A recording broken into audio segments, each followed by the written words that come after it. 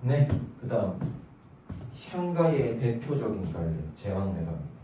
제왕매가 같은 경우에는 어떤 뭐랄까요 그 제목에 풀이부터 할 줄 아셔야 합니다. 제목 풀이가 굉장히 중요합니다. 제는 제사, 의식을 얘기를 하고요. 망매는 사망한, 누이 내자를 해서 누이고요. 가는 노래다라고 생각하시면 돼요. 사망한 누이 제사 때 부른 노래다라고 생각하시면 되고, 얘는 향가입니다. 네, 향가의 갈래 같은 경우에는 제망매가 말고, 자, 천기파랑가 콘텐츠를 영상으로 한번 살펴보시면 됩니다. 자, 한번 가볼게요. 어쨌든 누이가 사망했으니까 당연히 슬프지 않겠어요? 그리고 향가다 보니까 불교적 색채가 드러나거나 아니면 화랑에 관련된 얘기가 나올 건데, 어쨌든 지금 제목 자체에서 망매라고 표현이 되어 있으니까 이 작품 같은 경우에는 화랑보다는 불교와 연관이 있겠죠. 그리고 불교라고 하는 거에 대해서 죽음을 어떻게 바라보고 있느냐에 대해 조금 알고 계시는 게 좋은데요. 불교를 아마 생활과 윤리나 윤리와 사상을 공부하신 분들을 조금 알고 계실 것 같습니다. 불교의 윤회설, 인연생기설이라고 하는 걸 보시면요, 모든 불교는 돌고 돈다라고 되어 있습니다. 그래서 죽음이 말 그대로 진짜 death가 아니라 그냥 극락 갔다가 다시 돌아오기 때문에 불교에서 죽음은 뭐랄까요, 그냥 여정이 끝나고 다음 여정으로 이동하는 그런 어떤 과정, 수행으로 봅니다. 그래서 슬퍼할 이유가 없다라고 바라보는 게 불교적인 관점입니다. 그거를 한번 조금 숙지를 하시면서 가보겠습니다.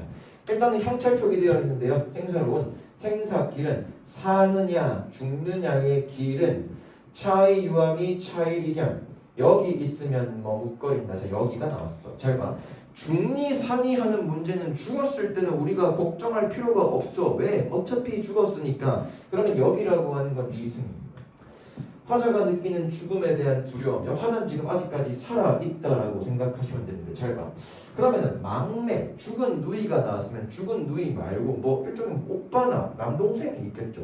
과연 여기서 화자가 누구일까를 한번 잘 생각해보면서 한번 들어봅시다. 오은건의 여사절도. 자, 나는 간다는 말도 못 따르고 어찌 갑니까? 라고 나왔으니까 뭡니까? 죽은 누이가 화자로 세팅이 되어 있다라고 생각하시면 됩니다. 자, 지금부터 화자는 죽은 누이라고 생각을 해보시고 다시 한번 갈게요.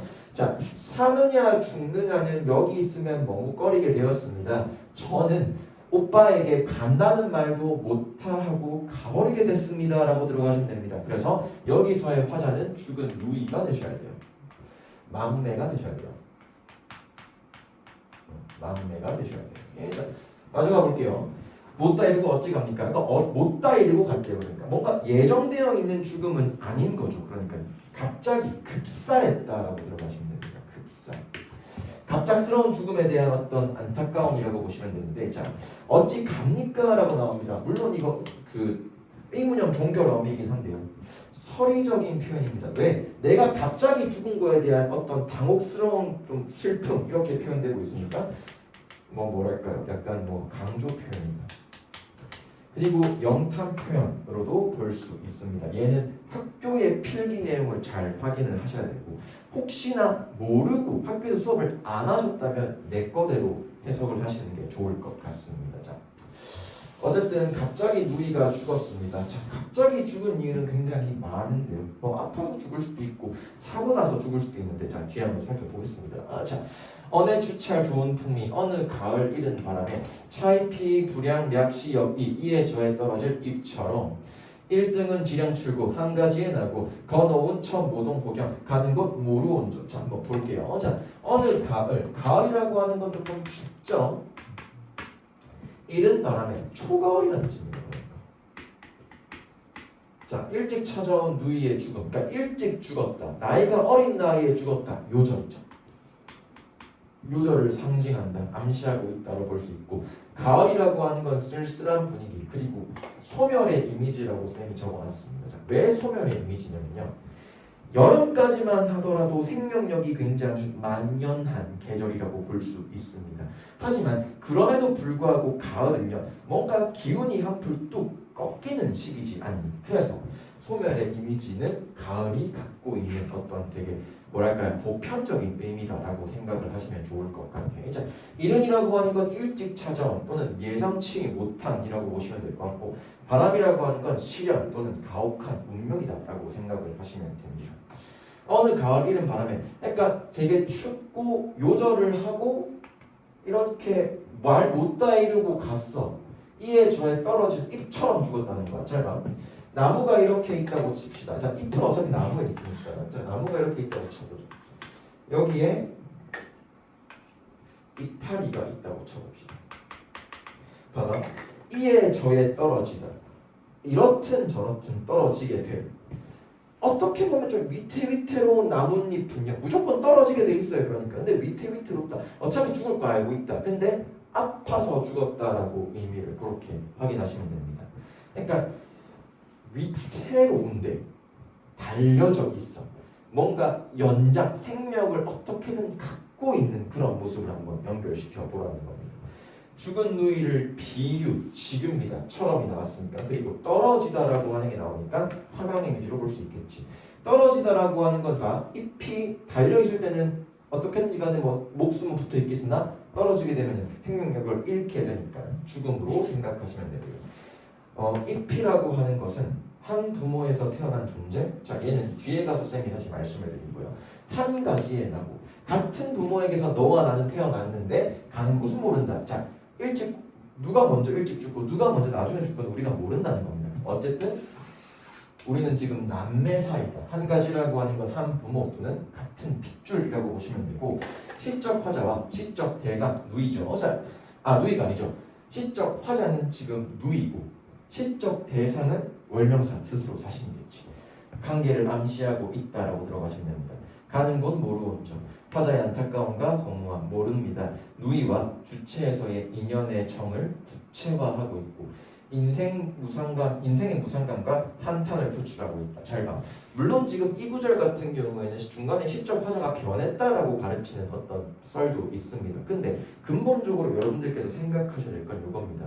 어쨌든 간에 만약에 이게 화자, 그러니까 누이 말고 죽은 누이 말고 화자였다. 일반 이제 월명사가 썼다라고 하면은 월명사는요 스님이었습니다. 스님인데 스님은 보통 다른 죽은 자들을 인도하고 추모하는 행사도 많이 하시거든요. 근데 정작 내가 그 사람들은 추모하고 하는데 내 누이에 대해서는 신경을 못 썼구나라고 하는 일종의 인생 무상과 허무함. 또는 만약에 이 화자가 죽은 누이였다면 나 그렇게 오빠 따라서 이렇게 잘 나왔는데 내가 이렇게 일찍 가버렸구나라고 하는 인생의 허망감 그냥 똑같습니다. 죽음 자체에 대한 허망감이라고 생각을 하시면 됩니다. 자, 그 다음 미타찰 양보호호. 자, 나왔습니다. 요거 나왔으니까 반판성 미타찰에서 만날 나 시적 화자죠. 자, 낙구의 첫머리는 간판사고요. 간판사가 등장한다면 뭐 어떻게 생각해야 돼? 시상 전환 확인된다. 시상 집약 확인돼야 됩니다. 자, 시상 전환이라고 하는 건 분위기가 싹 바뀐다라고 생각하셔야 되고 집약한다라고 하는 건 완전 농축돼가지고 빵 터뜨린다라고 생각하셔야 되는데 자, 잘 생각해봐. 앞부분 같은 경우에는 그냥 슬펐어요. 슬펐고 인생 무상이다. 어떻게 해야 되냐 이렇게 나왔었는데 갑자기 감탄사가 딱 나온다면 니네는 뭐 확인해야 돼? 뭔가 바뀌겠구나 정도만 확인하시고 그게 읽으시면 됩니다. 미타찰에서 만날 나. 미타찰이라고 하는 건 아미타불의 나라, 극락세계, 서방정토 또는 저승. 그러니까 불교에서 천국으로 불리는 어떤 그런 것들입니다. 즉슨 누이와의 재회를 소망하는 공간으로도 볼 수 있다는 겁니다. 왜? 아까 쌤이 영상 초반부에 말씀드렸다시피 인연설 또 인연생기설 윤회사상이라고 하는 게 불교의 가장 기본 교리 중 하나니까. 자, 그다음 미래의 공간이라고 보시면 되고 도수량되시고요. 도닦아 기다리겠노라. 누이의 죽음에 대한 슬픔을 종교적으로 극복한다. 요거는 승화라고 하는 단어로 자주 나왔습니다. 화자의 의지입니다. 기다리겠노라 겟 나왔으니까 재회에 대한 믿음과 기다림. 자, 미타찰에서 만날 대상이 너가 아닌 나라는 부분이 문맥상 조금 어색하기는 합니다. 그래서 죽은 누이 네가 미타차에서 만날 나는 내가 미타차에 먼저 가서 도닦으면서 기다리겠으니까 너 나 찾아오십시오. 왜? 어차피 잘 봐. 화자는 스님이었잖아. 그 월명사는 스님이었잖아. 그러니까 스님은 정상적인 어떤 수행의 과정을 거치면 당연히 미타찰로 가셔가지고 이제 부처가 되시겠죠. 그러니까 하지만 누이는 스님이었다라고 하는 근거가 없습니다. 그러니까 누이는 뭐 사망하셔가지고 이제 다른 데를 갈 수 있으나 저는 사망해서 어디로 갑니까? 미타찰에 가겠지. 제가 먼저 미타찰에 가서 도닦으면서 부처가 되어 있을 터이니 누이님께서는 저를 찾아오십시오. 우리 미타찰에서 만납시다 라고 얘기를 하고 있는 거죠. 네, 그렇게 해석하시면 될 것 같습니다. 종합 출제 포인트는 이렇게 잡혀져 있고요. 자, 그냥 확인 한번 해볼게.